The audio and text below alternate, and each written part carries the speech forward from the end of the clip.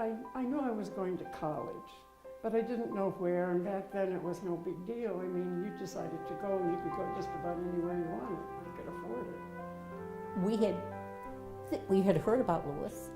We came out to look at it. We kind of liked it because it was small, and that's kind of what Nazareth had been, you know. So we thought, okay, fine. We both signed up. It was surprising. So I went out to play tennis one day with a friend of mine, and we met some guys at the tennis court. And they told us about the school that they went to. It was Lewis. And the deal was they were going to start allowing women to come there. And if they got a girl to go there, they would get $50 off on their tuition, which was $125 a quarter. So, you know, kept it in mind, and then one day I decided to go and look at the place. So my mother and I came out here, and well, actually there wasn't a lot to see. It was nice, wide open spaces, which I liked, but the only building was what's your theater now. That was the academic building and the hangar and everything else they had here.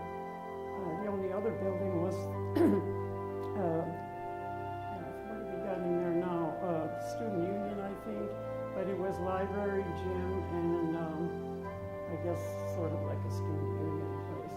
And the cafeteria, which was much smaller, of course, than it is now.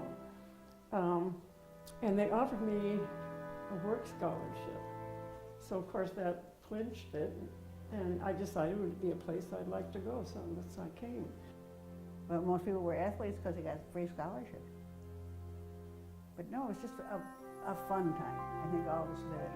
It was a lot of fun. It was just it was like family here. It was just a very comfortable place to be. I was not in the same barracks that they were. I mean, you could call them dormitories, but they were actually barracks that had been used, I think, during World War II. Well, the big one, of course, was weekdays you had to be in your dorm at 10 o'clock. I don't know if the guys had that same rule, but the girls did. Weekends you got to stay out till, was it 12?